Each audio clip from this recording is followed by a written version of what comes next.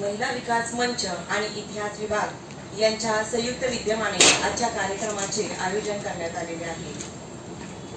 स्त्री शक्तीचा जागर, स्त्री शक्तीचा सन्मान आणि विचारांच्या आदान प्रदानांच्या माध्यमातून विद्यार्थिनींच्या व्यक्तिमत्वाचा विकास घडवण्याच्या उद्देशाने या व्याख्यानाचं आयोजन करण्यात आलेलं आहे. आज हा जो कार्यक्रम आहे, या कार्यक्रमाच्या निमित्तानं स्त्रीनं स्वतःच्या आरोग्याकडे लक्ष दिलं पाहिजे आणि समाजानेही तिच्या आरोग्याकडे संवेदनशील दृष्टीनं पाहिलं पाहिजे.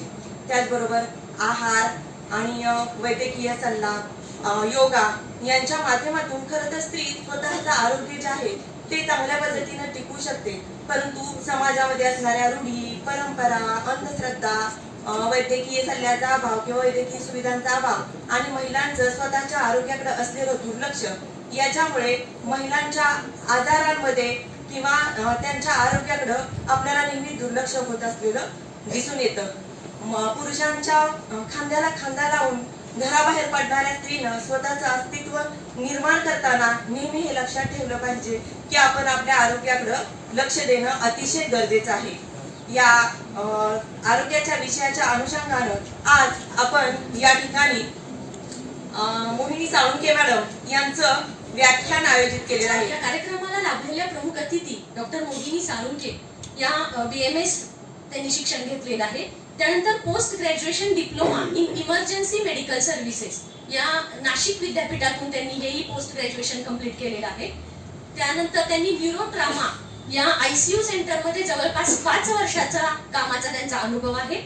इमर्जन्सी मेडिकल सर्व्हिस 108 जे आपण सगळेजण पाहत असतो, या गव्हर्नमेंटच्या या स्कीम मध्ये पण त्यांनी जवळपास 4 वर्ष काम केलेलं आहे. कोविड-19 या पॅन्डेमिकच्या दरम्यान त्यांनी कोविड सेंटर दत्तक घेऊन त्या ठिकाणी मोफत मेडिकल ऑफिसर म्हणून रुग्णांची सेवा केलेली पाहायला मिळते. म्हणजे सामाजिक कार्यातही त्या सक्रिय असलेल्या दिसून येतात. त्याचबरोबर सातारा जिल्ह्यातल्या ग्रामीण भागात वाई, बावधन, मान, खटाव तालुका या ठिकाणी त्या सातत्याने स्त्रियांची मोफत आरोग्य शिबिरं घेत असतात आणि मोफत तपासणी करत असतात. प्रेग्नंट स्त्रियांसाठी त्यांनी नुकताच एक कॅम्पेन पण उभारलेला आहे की जो आता वाईमध्ये चालू आहे. त्याचबरोबर ZP अंतर्गत ज्या शालेय स्तरावरील विद्यार्थ्यांची आरोग्य तपासणी मोहीम आहे त्यामध्येही त्या सक्रिय सहभागी असतात. अशा ह्या प्रमुख अतिथी म्हणजे मेडिकल क्षेत्राबरोबरच सामाजिक कार्याची तितकीच आवड असणाऱ्या अशा या आपल्याला प्रमुख अतिथी लाभलेल्या आहेत. डॉक्टर म्हणून मी तर म्हणेन की आपली संपत्ती ही धनसंपत्ती नसून आरोग्य संपत्ती हीच आपली खरी संपत्ती आहे. कारण की जर का किडनीचा आजार, हृदयाचा आजार, कुठल्याही अवयवाचा आजार मागे लागला तर त्याला लाखो करोडो रुपये खर्च करूनही तो समूळ नष्ट करता येत नाहीये आपल्याला. तर मग खरी संपत्ती काय आहे? पैसा आहे का? तुमच्याकडे कोट्यधीश रुपये आहेत तरीही तुम्हाला किडनी डोनर वेळेवर मिळाला नाही तर तुमचा जीव जातोय. पैसा असून काय फायदा? तुमचं शरीरच चांगलं नाहीये तर त्याचा काय उपयोग? म्हणून धनसंपत्ती ही आपली संपत्ती नसून आरोग्य संपत्ती ही खरी संपत्ती आहे. आणि मग हे लाखामोलाचं आपलं शरीर जपणं ही सुद्धा आपली आवश्यकता आहे, आपली गरज आहे. आणि हे तुम्ही फार लवकर, खूप लवकर ऐकता आहात की या वयात तुम्ही अजून तुमची वाढ होतीये, तुमच्या शरीराला अजून डायबिटीज, हायपरटेन्शन असे आजार लागलेले नाहीत. तुम्ही तुमच्या शरीराला एका चांगल्या वेवर, एका चांगल्या स्ट्रीटवर नेऊ शकता. म्हणूनच मी तुम्हाला त्याच्याबद्दल थोड्या इम्पॉर्टंट टिप्स देणार आहे की तुम्ही काय केलं पाहिजे. जर आजारावर उपचार करण्यापेक्षा तो आजारच होऊ नये या दृष्टीने आपण सगळे प्रयत्न केले पाहिजेत. तर आजार होऊ नये म्हणून काय करायचं की आपलं हे धकाधकीचं जीवनच बंद करायचं का? नाही, साधी गोष्ट आहे. तुम्ही तुमचं जे रोजचं धकाधकीचं जीवन आहे ते निश्चितच तुम्ही तुमचं साध्य गाठण्यापर्यंत प्रयत्न करा. तुमचं जे एम आहे, तुमचं जे स्वप्न आहे ते पूर्ण करा. पण त्याच्याबरोबरच स्वतःच्या शरीराची हेळसांड होणार नाही याकडे लक्ष द्या.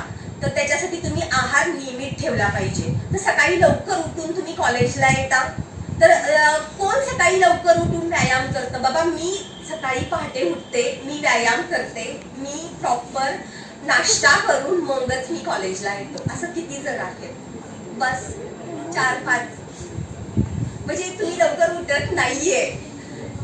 आपल्या आपलं शास्त्र, आपल्या साधू संतांनी ना फार प्राचीन काळी सारासार विचार करून अतिशय सुंदर आपले वेद, आपले ग्रंथ लिहून ठेवलेले आहेत. तर त्याच्यामध्ये त्यांनी इतकी सुंदर माहिती दिली आरोग्याविषयी की ब्राह्म्य मुहूर्ते उत्तिष्ठे, ब्राह्म मुहूर्तावर जे उठतं ना त्याला आरोग्य प्राप्त होतं. तर ब्राह्म मुहूर्तावर का उठायचं? ब्राह्म मुहूर्त म्हणजे काय? तर 3:30 ते 5:30च्या दरम्यानचा जो काळ असतो तो ब्राह्म मुहूर्त म्हणून सांगितला जातो. तर या काळात फार शांतता असते. म्हणजे तुम्ही म्हणाल की हे ऑर्थोडॉक्स, ह्या जुन्या परंपरा, हे बॅकवर्ड, मॅडम का मला सांगताय? पण ही आता काळाची गरज झालेली आहे. आपण फॉरेन कल्चर आत्मसात केले, रात्रीच्या 2-2, 3-3 वाजेपर्यंत जागरण करतोय.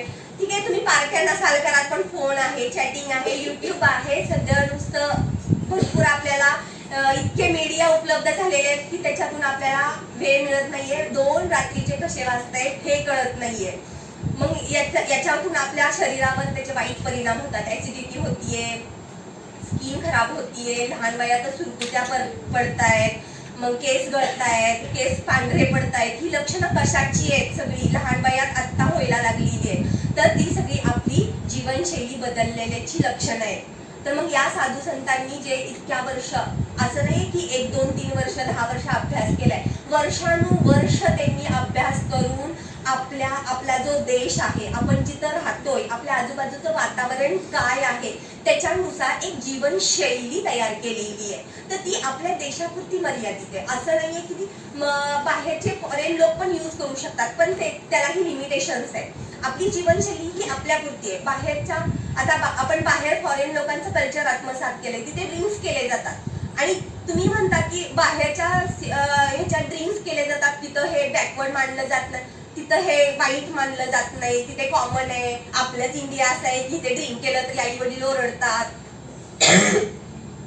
हे टीचर लोक लगेच सांगायला लागतात. पण हे तिथं का योग्य धरलं जातं? तर तिथलं वातावरण थंड आहे. अमेरिका घ्या, ब्रिटन घ्या, कुठलाही देश घ्या, तिथलं वातावरण थंड आहे. तिथं ऊर्जा मिळण्यासाठी तिथे ड्रिंक्स केलं जातात. त्यामुळे तिथं ते नॉर्मल, त्यांचं ते कल्चरचा एक भाग समजला जातो. पण आपलं हे वातावरण कसं आहे? आपण उष्ण कटिबंधात राहतोय. मग या गोष्टी आपण आत्मसात केल्या तर आपल्याला निश्चितच त्याचा वाईट परिणाम होणार आहे शरीरावर. कारण की आपला देश कसा आहे, आपलं इथलं वातावरण कसं आहे, त्याच्यावर आपली संस्कृती, आपलं राहणीमान आणि आपली जीवनशैली ठरवलेली आहे.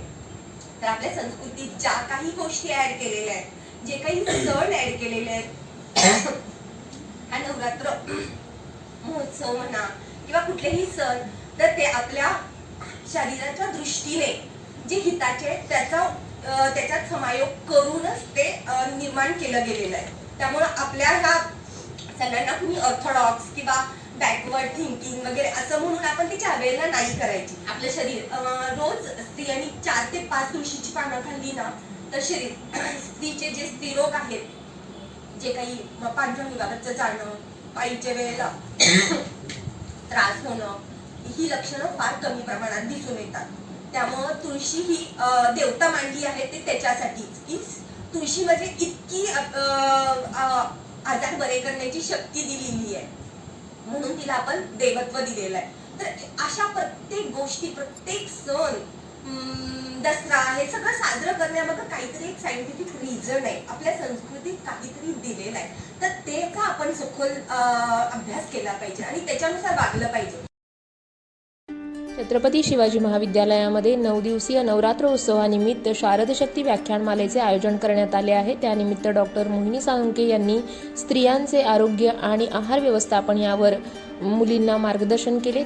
या कार्यक्रमाला महाविद्यालयातल्या 250हून अधिक विद्यार्थिनी उपस्थित राहिल्या होत्या. त्यावेळी डॉक्टर मोहिनी साळुंखे यांनी त्यांना मार्गदर्शन केले. तसेच विद्यार्थिनींनी अनेक वेगवेगळ्या प्रश्नांवर मोहिनी साळुंखे यांच्याशी चर्चा केल्याचं पाहायला मिळालं. ही व्याख्यानमाला नवरात्रीचे संपूर्ण 9 दिवस असणार आहे. यामध्ये वेगवेगळ्या वक्त्यांना बोलावून विद्यार्थ्यांना मार्गदर्शन केलं जाणार आहे. विविध विषयांवर या ठिकाणी चर्चा केली जाणार आहे. यावेळी डॉक्टर साळुंखे यांनी प्रातःकाळी उठण्याचे महत्त्व तसेच वेगवेगळे वेद ग्रंथ यांचे संदर्भ देऊन विद्यार्थिनींशी चर्चा केल्याचं पाहायला मिळालं. त्याचबरोबर धकाधकीच्या जीवनामध्ये आहार व्यवस्थापन किती महत्त्वाचे आहे आणि शालेय जीवनामध्ये विद्यार्थिनींनी कशा प्रकारचा आहार घेतला पाहिजे यावर त्यांनी विशेष मार्गदर्शन केलं.